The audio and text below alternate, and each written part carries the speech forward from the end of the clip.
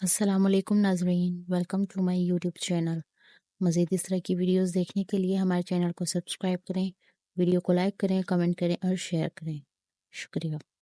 جس پر مجھ کو اتنا اعتماد تھا اس نے اپنی تبدیلی دوسرے شہر میں کروا لی، بیوی بچوں کو لے کر اسلام آباد چلا گیا اور میں آج بھی اس کا انتظار کر رہی ہوں۔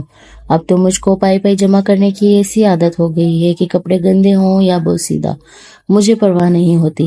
جب چپل گر جاتی ہیں سہیلیاں زبردستی دوسری جوتی لا کر پہنا دیتی ہیں، کبھی چٹنی سے روٹی کھا لیتی ہوں اور کبھی بھوکی سو جاتی ہوں۔ آفس خاصا دور ہے، پھر بھی پیدل چل پڑتی ہوں کرایہ بچانے کو، یا پھر کبھی بس مل جائے تو اس میں چڑھ جاتی ہوں۔ حالانکہ میں آفیسر بن چکی ہوں، ملازمت پرانی ہے، تبھی کوئی کچھ نہیں کہتا۔ ساتھ کام کرنے والے سبھی جانتے ہیں کہ یہ پاگل ہے اور نہ کنجوس۔ میرا حلیہ دیکھ کر نئے آنے والے ہنستے ہیں تو پرانے کولیگ ان کو سمجھا دیتے ہیں کہ اس کو کچھ مت کہو، یہ مجبور ہے، کہ اس کو پائی پائی جوڑنے کی عادت پڑ چکی ہے، قرض اتارنا ہے اس نے کسی کا۔ کون جانے منیر میرا کون تھا کہ جس کی خاطر میں نے دنیا تیاگ دی اور اپنی ایک الگ خیالی دنیا آباد کر لی۔ وہی منیر جو کبھی ہماری گلی میں رہا کرتا تھا۔ ہم ہمیشہ ساتھ رہے، ہوش سنبھالنے سے جوانی تک، اکٹھے پلے بڑھے اور پروان چڑھے۔ انگور کی جنگلی بیل کی طرح ہماری محبت صاف ستھری تھی۔ بالآخر اس محبت کے چرچے محلے میں ہونے لگے۔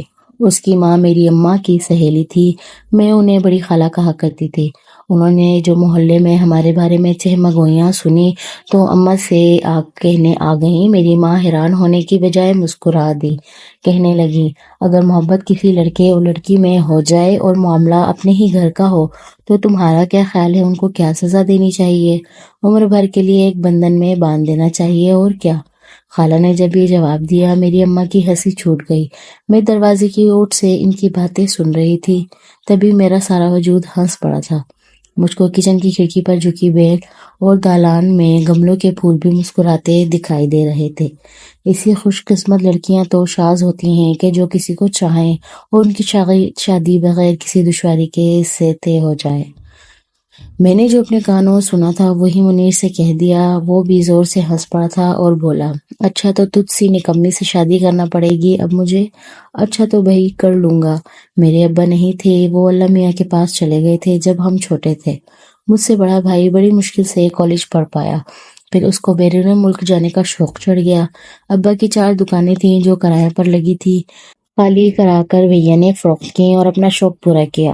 وہ مزید تعلیم کے بہانے لندن گیا تھا، ہم اکیلے رہ گئے، مگر بڑی خالہ کا گھر ساتھ تھا، اس وجہ سے ہم نے کبھی خود کو اکیلا نہ جانا۔ وہ روز منیر کو ہمارے گھر بھیج دیتی تاکہ اماں کا کوئی سودا صرف منگوانا ہو تو منگوا لیں۔ خالہ نے بیٹے کے ذمے یہ کام لگا دیا تھا کہ صبح شام وہی ہمارے باہر کے کام کرے گا۔ اس بہانے وہ روز آ جاتا، تبھی ماں کچھ نہ کچھ کھانے کو لا کر اس کے سامنے رکھ دیتی تھی۔ وہ نہ کرتے بھی کھانے کو بیٹھ جاتا اور جس بات سے میں چڑتی وہی بات روزانہ اماں سے کہتا، خالہ آپ نوشی کو پڑھنے سے ہٹا لیں، اب یہ بڑی ہو گئی ہے، بے گھر سے باہر نہ بھیجا کریں، اس کو پڑھنے کا شوق ہے بیٹا، میں روکوں گی تو بھی یہ نہ مانے گی، پھر پڑھائی سے روکنا اچھا بھی نہیں، یہ پڑھائی ہی تو کام آتی ہے۔ برے بولے دنوں میں غصے سے جل بن کر کہتی، کیوں سورما جی تمہیں کیا حسد ہے مجھ سے، کیوں نہ پڑھنے جاؤں؟ تم نے کون سا بینک میں آفیسر لگ جانا ہے؟ لگوں گی میں آفیسر، تم دیکھ لینا، لکھ کر دیتی ہوں تم کو میں۔ ارے بھائی نوکری کرنا بہت دل گردے کا کام، اور پھر تم کو کیا ضرورت پڑی ہے؟ بھائی تمہارا لندن کمانے گیا ہوا ہے، وہ بیچارہ وہاں جو بھی چاکری کرے گا تم لوگوں کو تو خرچہ بھجواتا ہے نا۔ مجھ کو بھائی کی کمائی سے نہیں جینا، خود کروں گی میں نوکری، وہ بھی بینک میں۔ اس پر وہ جاتے جاتے آہستہ سے کہتا، بینک کی نوکری نہیں، میری نوکری کرنی ہے تم کو شادی کے بعد محترمہ۔ میں غصے سے انگوٹھیاں بھینچ کر اس پر حملہ آور ہونے کا سوچتی تو وہ بھاگ کر ہمارے گھر سے نکل جاتا۔ نہ جانے کون سی گھڑی تھی کہ اللہ نے سن لی، ایسی بات میں نے منہ سے نکالی کہ واقعی پھر نوکری عمر بھر کو میرے گلے پڑ گئی۔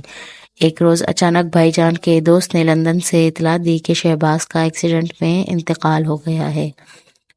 یہ خبر بجلی بن کر ہم پر گری، تبھی تو کہتے ہیں کہ کسی گھڑی کی کہی بات کب پوری ہو جاتی ہے۔ میری 2 چھوٹی بہنیں تھیں جو پڑھ رہی تھیں اور بھائی ابھی چھوٹا تھا، سارے کنبے کا بوجھ مجھ پر آن پڑا۔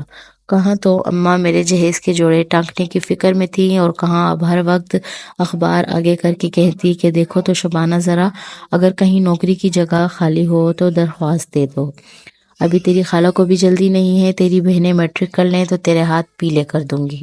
اماں مجھ کو یوں ہی اخبار دکھاتی رہی مگر میں نے پڑھائی نہ چھوڑی، جوں تو بی اے کیا، پھر نوکری کی تلاش میں لگ گئی۔ منیر نے تعلیم مکمل کر لی تھی، اس کی قسمت اچھی تھی کہ اسے بینک کی نوکری مل گئی۔ پہلے تو میں نے اس کو نہ کہا، اکڑ میں رہی، بالآخر حالات سے مجبور ہو کر گھٹنے ٹیکنے پڑ گئے اور اس کی وساطت سے جس بینک میں وہ ملازم تھا مجھے بھی وہاں کلرکی مل گئی۔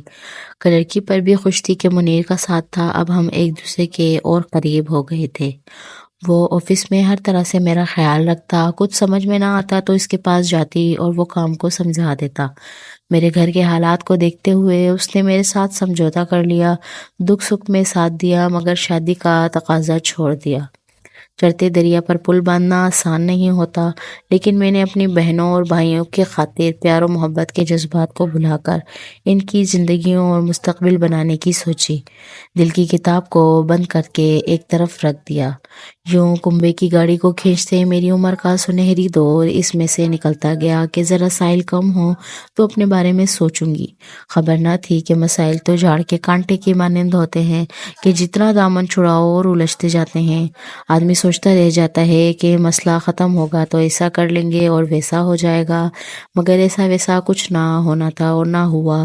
وقت پر لگا کر اڑتا چلا گیا۔ منیر نے صبر سے میرا انتظار کیا کہ آج نہیں تو کل ہم ایک ہو جائیں گے، یہ مشکل وقت گزر جانے دو۔ ایک بہن نے میٹرک کر لیا، مگر میٹرک کرتے ہی پڑوسن کے لڑکے سے مل کر ایسا گل کھلایا کہ اگر یہ پڑوسی شریف لوگ نہ ہوتے تو ہم زندہ درگور ہو جاتے۔ انہوں نے میری بہن کو گلے لگا لیا اور ہم کو بدنامی کے اندھے غار میں گرنے سے بچا لیا۔ جب منجلی کی شادی ہوئی، چھوٹی 8ویں میں تھی، امی کا خیال تھا کہ میٹرک کر لے تو اسے نوکری پر لگا کر وہ میری شادی کر دیں گی کہ اب میری شادی کی عمر نکلی جا رہی تھی۔ میں نے بھی منیر سے یہی بات کہی کہ چھوٹی گھر سنبھالنے کے لائق ہو جائے گی تو اماں میری شادی تم سے کر دیں گی۔ چند سال بعد چھوٹا بھائی پڑھ چکے گا اور وہ گھر سنبھال لے گا، پھر خدا نے چاہا تو چھوٹی کا رشتہ کسی اچھی جگہ ہو جائے گا اور میری ذمہ داریاں ختم ہو جائیں گی۔ اسی طرح میں ترتیب سے اپنے خوابوں کو سجا سجا کر رکھتی رہی، مگر تقدیر خاندان زن تھی، چھوٹی بہن منجلی سے 2 قدم آگے نکل گئی۔ 2 سال 8ویں میں لگا دیا، پتہ چلا کہ وہ بھی گلی کے ایک لڑکی کی محبت میں گرفتار ہے اور سارا وقت بجائے پڑھنے کے اسی چکر میں برباد کرتی ہے۔ ماں نے جھٹ پٹ اسی لڑکے سے چھوٹی کی شادی کر کے سر سے بلا کو ٹال دیا، مگر میری عمر کے کچھ اور حسین برس ماضی کے اندھیروں کی طرف کھسک گئے۔ منیر اپنا مستقبل بنانے میں لگا تھا، اس نے بینک میں ترقی کے لیے 2 امتحان پاس کیے اور کلاس 1 آفیسر ہو گیا۔ اس کو دوگنی ترقی مل گئی۔ میں بہنوں کو سیٹ کرنے کے چکر میں اس سے بہت پیچھے رہ گئی۔ اب وہ بھی اس طویل پلاننگ سے اکتا گیا تھا، میری طرف توجہ دینا چھوڑ دی تھی۔ ملتا تو مجھ سے پہلے کی طرح تھا، مگر اس کا دھیان کسی اور جانب تھا۔ میں اس سے شکوہ کرتے بھی ڈرتی تھی کہ انتظار تو میں ہی اس کو کروا رہی تھی۔ یوں ہی 8 طویل برس گزر گئے۔ منیر اب بینک مینیجر کے عہدے پر فائز تھا۔ میں نے بھی ایک امتحان پاس کیا، کچھ ترقی پائی، مگر ابھی آفیسر کے عہدے سے دور تھی۔ گھر کے مسئلے مسائل ہی کم نہ ہوتے تھے کہ پڑھائی کی طرف دھیان دیتی اور مجھ پر ترقی کی راہ کھلتی۔ بالآخر وہ سنہرا دور آ ہی گیا۔ چھوٹے بھائی نے تعلیم مکمل کر لی اور اس کو ملازمت بھی مل گئی۔ والدہ اور گھر کی ذمہ داری اس پر تھی۔ اب میں رسان سے اپنے بارے میں سوچ کر فیصلہ کر سکتی تھی۔ میں نے ایک دن منیر سے بات کی کہ اب میرے گھر کے حالات سدھر گئے ہیں، تم اپنی امی کو بھیج کر شادی کی تاریخ پکی کر دو۔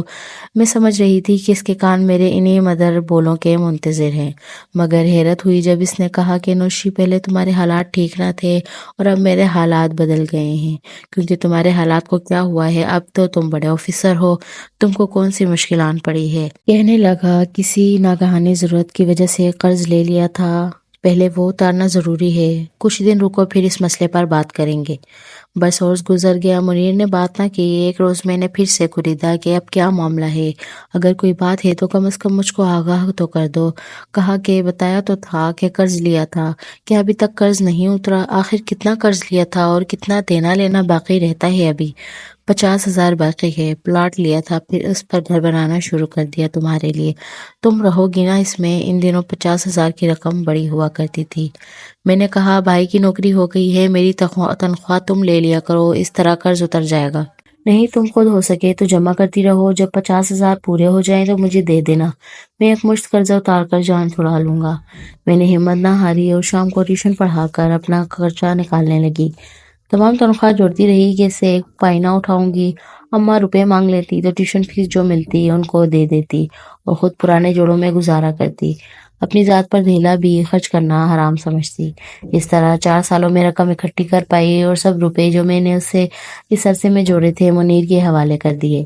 جب اس نے روپے لے لیے تو اپنا تبادلہ کروا لیا اور اسلام آباد چلا گیا۔ مجھ کو یہ نہ بتایا کہ اس نے کئی برس ہوئے خفیہ شادی کر لی تھی اور اب تو وہ 3 بچوں کا باپ تھا اور میں ایک خوبصورت گھر کے خواب میں کئی 50,000 اس کی نظر کر چکی تھی۔ یہ بات اس نے اپنی ماں تک سے چھپائی رکھی۔ وہ آفس سے چند گھڑی کو گھر جاتا، اس کے بعد کام کا کہہ کر والدین کے گھر سے سسرال چلا جاتا جہاں اس کی بیوی اور بچے رہتے تھے۔ رات 12 بجے تک بیوی کے پاس رہتا، پھر گھر آ جاتا اور صبح آفس اپنے گھر سے ہی جاتا۔ ماں بیچاری سیدھی سادی عقل کی تھی، ان کو یہی بتا رکھا تھا کہ ایک اور جگہ پارٹ ٹائم جاب کرتا ہوں، رات 10 بجے تک وہاں ڈیوٹی دیتا ہوں، رقم اکٹھی کر رہا ہوں تاکہ شادی سے قبل اپنے پلاٹ پر نیا بنگلہ بنوا سکوں۔ بنگلہ تو اس نے بنوا لیا مگر اسلام آباد میں، اور اس میں مجھے نہیں بلکہ اپنی بیوی اور بچوں کو لے جا کر بس گیا۔ منیر کے چھوٹے بھائی کو ایک روز اس کے دوست کے ذریعے اصل حقیقت کا علم ہوا تو گھر والوں پر بات کھلی، تب مگر بہت دیر ہو چکی تھی۔ مجھ کو مگر اس کھلی حقیقت پر یقین نہ آتا تھا۔ کہتی تھی کہ کسی نے یوں ہی بے پرکی اڑائی ہے، منیر ایسا نہیں ہے، وہ میرے ساتھ دھوکہ نہیں کر سکتا۔ میں نے یوں ہی اس کے انتظار میں 5 سال گزار دیے کہ جب اس نے میرے انتظار میں اتنے برس گزارے تو اب اگر مجھ کو انتظار کرنا پڑا ہے تو کیوں نہ کروں۔